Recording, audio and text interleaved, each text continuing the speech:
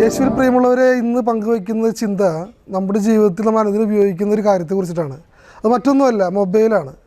നമുക്കറിയാം, മൊബൈൽ നമ്മൾ സ്ഥിരമായിട്ട് യൂസ് ചെയ്യുന്നവരാണ്. എന്താണ് മൊബൈൽ നമ്മളോട് പറയുന്ന സുവിശേഷം?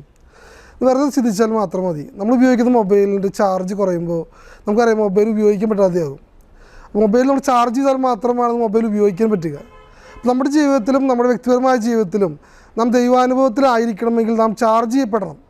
അതിനുവേണ്ടി അല്പസമയം നമ്മൾ മൊബൈലിന് വേണ്ടി മാറ്റിവെക്കുന്നത് പോലെ നമ്മുടെ ജീവിതത്തെ ചാർജ് ചെയ്യാൻ എല്ലാ ദിവസവും കുറച്ച് സമയം മാറ്റിവെക്കണം. ഇത് നമുക്ക് മൊബൈൽ ഫോൺ നമുക്ക് തരുന്ന ഒരു ആത്മീയ ചിന്തയാണ്. എപ്പോഴൊക്കെ ചാർജ് കുറയുന്നുവോ അപ്പോഴൊക്കെ ചാർജ് ചെയ്യാൻ നമ്മൾ വയ്ക്കുന്നത് പോലെ നമ്മുടെ ജീവിതത്തിൽ, ആത്മീയ ജീവിതത്തിൽ നമ്മൾ എപ്പോഴൊക്കെ ദൈവികമായ ചാർജ് കുറയുന്നുവോ അപ്പോഴൊക്കെ ചാർജ് ചെയ്ത് നമ്മൾ ഇരിക്കണം. ആ ഇരിപ്പിനെയാണ് നമ്മൾ മൊബൈൽ ചാർജിങ് എന്ന് പറയുന്നത് പോലെ നമ്മുടെ വ്യക്തിപരമായ ചാർജിങ്, പേഴ്സണൽ ചാർജിങ്. അപ്പോൾ നിങ്ങളും അതിനുവേണ്ടി സമയം കണ്ടെത്തുമെന്ന് വിശ്വസിക്കുന്നു. തീർച്ചയായും